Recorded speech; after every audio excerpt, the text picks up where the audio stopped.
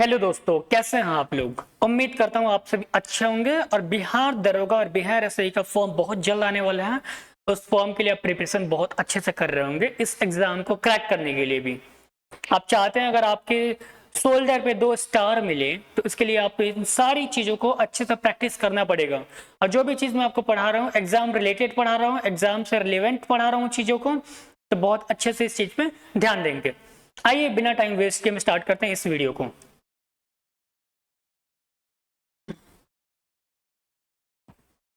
जैसे कि आपको सबको पता है कि जो हेडिंग यहाँ पे दिया गया है द यूनिवर्स। अब इसमें यूनिवर्स से रिलेटेड जीएस पेपर 2 की प्रैक्टिस करा रहा हूँ आपको। उसके बहुत इंपॉर्टेंट क्वेश्चंस लेके आया हूँ मैं। यूनिवर्स के बारे में हर एक वो चीज जानना जो कि इंपॉर्टेंट है, जो कि रिलेवेंट है आपके एग्जाम से, आपके एग्जाम में पूछा जा सकता है। उन सारे क्वेश्चंस के बारे में डिस्कस करेंगे और उनके कॉन्सेप्ट को बहुत अच्छे लेवल से हम समझने की कोशिश करेंगे। इस वीडियो को स्टार्टिंग से लेके एंडिंग तक जरूर देखिए। और अगर आपको अच्छा लगे इस वीडियो को एकदम अच्छे से, जो भी सीट मिले आपको प्रैक्टिस करने के लिए, उन सारी सीट को प्रैक्टिस करके कमेंट करके बताइए कि आपने डन किया या नहीं किया। आइए स्टार्ट करते हैं इस वीडियो को। अब हम देखने वाले हैं यूनिवर्स की फॉर्मेशन कैसे हुई, यूनिवर्स में कैसे फॉर्मेशन हुआ, यूनिवर्स कैसे बना, उसके बारे में कुछ थ्योरीज हैं उनको पढ़ेंगे हम। फर्स्ट थ्योरीज हमारी बिग बैंग थ्योरी।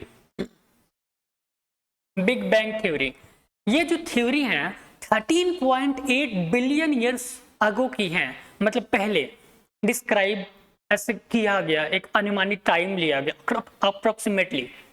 इसमें बताया गया कि उस टाइम पे ही 13.8 बिलियन ईयर्स अगो ही क्या बना था, टाइम, मैटर और जो स्पेस एनर्जी है, ये सारी चीज उस टाइम पे बना था। टाइम, स्पेस एंड मैटर, ये सारी चीजें उस टाइम पे बना था। ये कौन सी थ्योरी बोलती है, big bang theory. Expansion of the universe, Edwin Hubble के अकॉर्डिंग, एडविन हब्बल ने डिस्कवर किया कि जो हमारा यूनिवर्स है वो हमेशा एक्सपेंशन करता है, मतलब एक्सपैंड होता है, बहुत बड़ा होता जा रहा है। किसने किया था, एडविन हब्बल, नाम याद रखेंगे। अब हम देखेंगे dark matter and dark energy. ये दोनों डार्क मैटर और डार्क एनर्जी हैं, ये अबाउट 95% है यूनिवर्स में।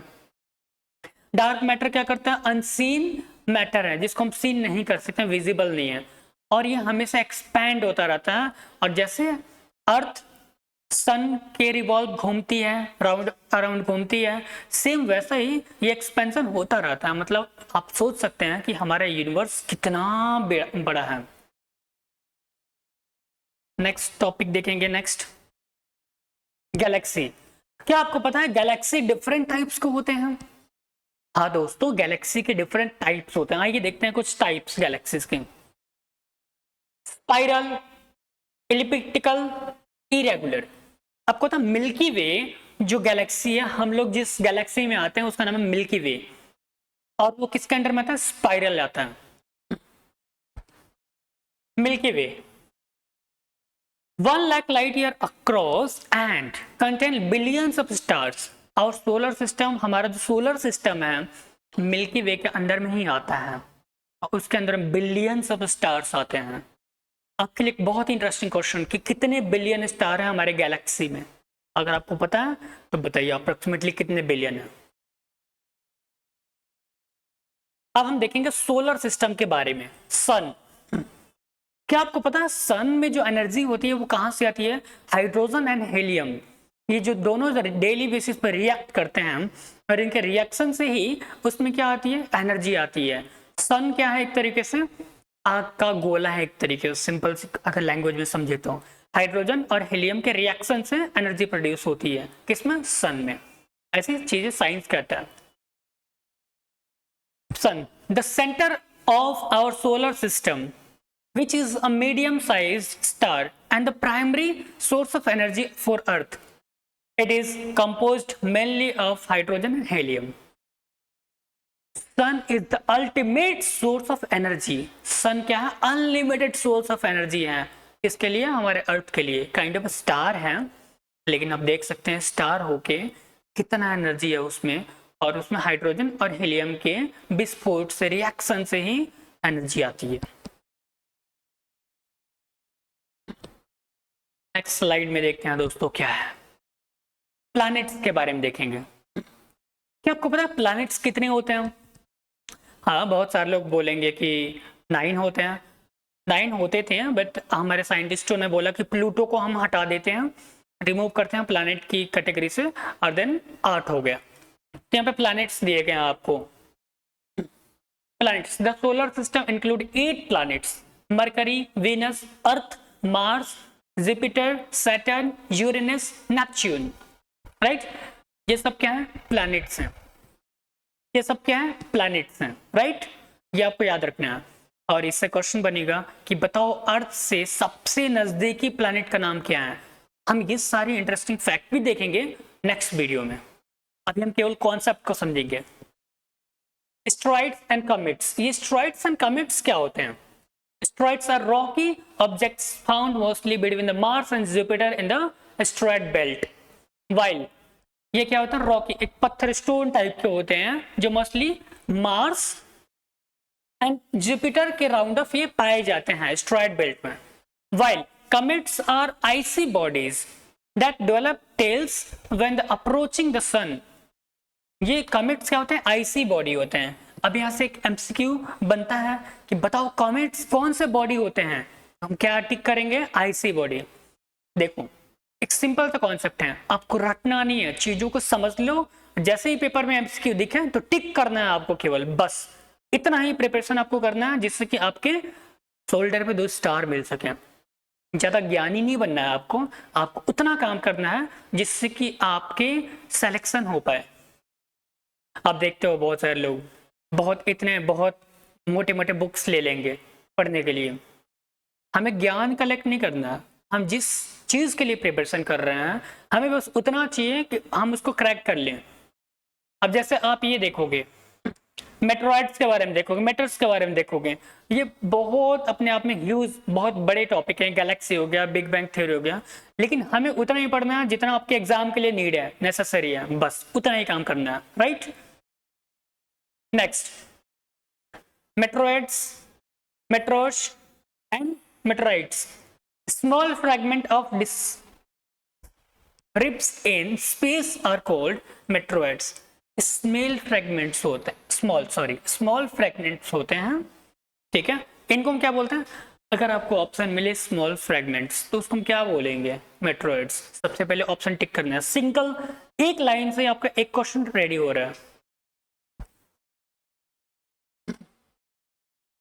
राइट, सो नेक्स्ट है when they enter earth atmosphere. जब ये अर्थ के एटमॉस्फेयर में एंटर करते हैं, इनको हम शूटिंग स्टार भी बोलते हैं, मेट्रोइड्स भी बोलते हैं, मेटर्स भी बोलते हैं और शूटिंग स्टार्स भी बोलते हैं। जब मेट्रोइड्स क्या होते हैं? अर्थ का जो सेंटर है, एटमॉस्फेयर है ये अर्थ का, और इसमें ये एंटर कर रहे हैं, इसको हम क्या बोलेंगे? मेटोर्स। राइट, मेटोर्स, शूटिंग स्टार्स, और लोग डिफरेंट नाम से भी बोलते हैं, तो आप लोग भी ऐसा बोल सकते हैं। And if they rich earth surface, अगर अर्थ के सरफेस पे ये आ जाते हैं, सरफेस पे आ जाते हैं, तो उनको क्या बोलेंगे? मेटोरियोट्स, मेटोरियोट्स या मेटोराइट्स। ठीक है, आप ये चीजों इनके नाम से आप डिस्क्राइब कर सकते हैं, बोल सकते हैं। नाउ अभी हम देखेंगे स्टार्स के बारे में। तो स्टार्स अपने आप में बहुत इंटरेस्टिंग टॉपिक है, इसके बारे में बहुत अच्छे से तरीके से हम चीजों को समझेंगे। राइट, आइए देखते हैं स्टार्स के बारे में। लाइफ साइकिल ऑफ स्टार्स, एक स्टार्स की लाइफ साइकिल क्या होती है उसके बारे में देखना है हमें। राइट, आइए। Stars are born in nebula and progress. Stars जो बर्न होते हैं न्यूबोला में होते हैं और प्रोग्रेस करते हैं through stages such as the protostar. इनके कुछ स्टेज होते हैं जिनमें फर्स्ट स्टेज होता है protostars, main sequence stars, red giant और सुपर जियांट। रेड जियांट को हम सुपर जियांट बोलते हैं, ये दोनों एक ही टर्म है, तो इस चीज को ध्यान देंगे।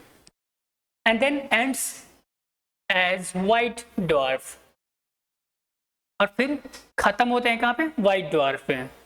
न्यूट्रॉन्स, स्टार्स और black hole depending on their mass. फिर उसके बाद ब्लैक होल बन जाते हैं, न्यूट्रॉन स्टार्स भी बन सकते हैं, ये डिपेंडिंग ऑन उनके मास कितना है, उनके अंदर वेटेज कितना है, उसके अकॉर्डिंग डिपेंड करता है। तो देखो हमें किन चीज़ों को याद रखना है। नेबुला के ये कहाँ बर्न होते हैं, नेबुला, एंड प्रोग्रेस कहाँ पे होती है, प्रोटोस्टार के फॉर्म में होती है इनकी प्रोग्रेस, ठीक है। तो हमें कुछ मेन चीज़ों पे ही ध्यान देना है। Nebula, white dwarf, red giant और सुपर जियांट, ये रेड और सुपर ये दोनों एक ही टर्म है। टाइप्स ऑफ स्टार्स, आपको पता है जो स्टार्स आप गैलेक्सी में कभी देखते हो, आपने नोटिस किया होगा, आप छत पे गए, अपने टेरेस पे गए, छत पे गए, और वहां पे जाने के बाद जैसे आसमान में देखते हो, ऊपर देखते हो, तो स्टार्स दिखते हैं, चमकते हुए दिखते हैं। तो जो चमकने वाली चीज है ना, that is known as stars, हम उन्हीं को स्टार्स बोलते हैं, जो चमकने वाली चीज है, क्योंकि उनके पास खुद की एनर्जी होती है, खुद की लाइट होती है, खुद लाइट प्रोड्यूस करते हैं, इसलिए उनको स्टार्स बोलते हैं। हम मून को स्टार नहीं बोलते हैं, मून जो है सन से एनर्जी लेता है, सन से लाइट लेता है, फिर वो शाइनिंग करता है, जिसके पास खुद की हो उसको बोलेंगे क्या, स्टार, जैसे कि सन के पास है। मे भी आप समझ पा रहे होंगे। Stars are categorized by the size, brightness and temperature. For example, red giant are large and cool. अब यहीं से एक एमसीक्यू बनता है, red giant large and cool star माना जाता है, while white dwarf small and hot. अगर आपको एमसीक्यू में दे दें स्मॉल एंड हॉट किससे रिलेट करता है, तो व्हाइट ड्वार्फ से रिलेट करता है, इतना इजी है। अब हम देखेंगे ब्लैक होल के बारे में। ब्लैक होल अपने आप में एक मिस्टीरियस चीज है, जो आप सुनते होंगे ब्लैक होल भी ये बहुत बहुत पावरफुल, एक तरीके से बोल सकते हैं बहुत पावरफुल के वर्ड भी है, एंड देन इसका काम भी है। आइए देखते हैं ये होता क्या है। Formed from the remnants of massive stars that collapse under their own gravity. ये कैसे बनता है, कुछ स्टार्स हैं कोलैप्स कर गए और उनकी खुद की जो ग्रेविटी है उससे इसकी फॉर्मेशन होती है। Black holes have such a strong gravitational pull that even light cannot escape them. Black hole इतना स्ट्रॉन्ग होता है कि उसमें लाइट भी अंदर नहीं जा सकती है, लाइट को भी अंदर नहीं जाने दे सकता, इतना स्ट्रॉन्ग होता है, लाइट को भी नहीं छोड़ता है। अब इतना समझ लो, इतना स्ट्रॉन्ग होता है। आइए देखते हैं। अब यहाँ पे आपने देखा ग्रेविटी ब्लैक होल में क्या है, तो कभी देख सकता है कि इसमें ब्लैक होल में ग्रेविटेशनल फोर्स का क्या इंपॉर्टेंस है। अगर एमसीक्यू में कुछ ऑप्शंस देते हैं तो आपको इसके अकॉर्डिंग टिक करने हैं बस। आइए देखते हैं मून के बारे में। Phases of the moon, new moon, crescent, first quarter, gibbous, full moon and so on based on its position related to earth and sun. अब देखो जैसे अर्थ और सन, जैसे हमारी अर्थ रिवॉल्व करती है सन की, राइट, तो होता क्या, आप कभी आधा मून देखते हो, कभी फुल मून देखते हो, कभी छोटा सा बहुत टुकड़ा देखते हो, कुछ ऐसा देखते हो ना मून के बारे में। एक्चुअली है क्या, अगर आप में किसी को भी पता है ये चेंज क्यों होता है, मून की फेसेस चेंज क्यों होती है, तो कमेंट करके अपना आंसर बताइए। इक्लिप्स, इक्लिप्सेस, सोलर इक्लिप्स के बारे में देखते हैं। Occurs when the moon passes between earth and sun. Solar eclipses, देखो इक्लिप्स क्या होता है, ध्यान दो, जब मून अर्थ और सन से पास करता है, जैसे solar eclipse occurs when the moon passes between the earth and the sun, blocking the sunlight. अब मून, जैसे मान लो सिंपल से एग्जांपल दे रहा हूं आपको, एक जो सन है, ठीक है, और अर्थ है, उसके बीच से जैसे ही क्या होता है कि मून पास करता है तो सनलाइट क्या होती है, रुक जाती है, स्टॉप हो जाती है, इट मींस डार्क हो जाता है, मतलब सूर्य ग्रहण लग जाता है, एक तरीके से बोल सकते हैं सूर्य ग्रहण, सोलर इक्लिप्स। आप मेरी बात को समझ पा रहे होंगे, मैं बहुत इजी लैंग्वेज में बता रहा हूं आपके लिए। इससे होता क्या है, इस अर्थ पे सनलाइट नहीं आ पाती है और हम बोलते हैं कि आज सूर्य ग्रहण लग गया है, right, blocking sunlight. A lunar eclipse happen when the earth comes between the sun and moon. आप लूनार इक्लिप्स के बारे में कोई अगर जानता हो तो बताएगा, इसमें कौन किसके बीच में आता है। मैंने आपको हिंट दे दिया, ये आपका एक आपके लिए रहा क्वेश्चन, आपको कमेंट करके बताना है कि इसका आंसर क्या होगा। चलो मैं बता ही देता हूं। अब earth comes between sun and moon, जब अर्थ आता है किसके बीच में, सन और मून के बीच में आता है, उस चीज को हम क्या बोलते हैं, लूनार या लूनर इक्लिप्स बोलते हैं। आई होप आप लोग समझ पाए होंगे। Mercury is the closest planet to the sun. Mercury इतना नियर है सन के, बहुत क्लोजेस्ट है, बहुत क्लोज है मरकरी। मरकरी के बारे में बहुत सारे फैक्ट देखेंगे हम लोग। What causes the phase of moon, ये क्वेश्चन आपके लिए। चलो इसका आंसर भी यहाँ पे गिवन है। The phases of the moon are caused by the changing angles of the sun, earth and moon as the moon orbits earth।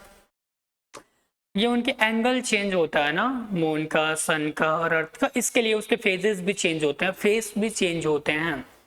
कभी आप फुल मून देखते हो, हाफ मून देखते हो। आई होप अभी जितना भी पॉइंट हमने डिस्कस किया उतना आप लोग क्लियर होगा, और उम्मीद करता हूँ आप लोग बिहार ऐसे की प्रिपरेशन बहुत अच्छे तरीके से करेंगे, बहुत हाई लेवल से करेंगे, जिससे कि आपका सिलेक्शन हो पाए। फिर मिलते हैं एक न्यू वीडियो में, और ये यूजफुल होगा आप सभी के लिए जो भी बिहार ऐसे की प्रिपरेशन कर रहे हैं। तब तक के लिए धन्यवाद।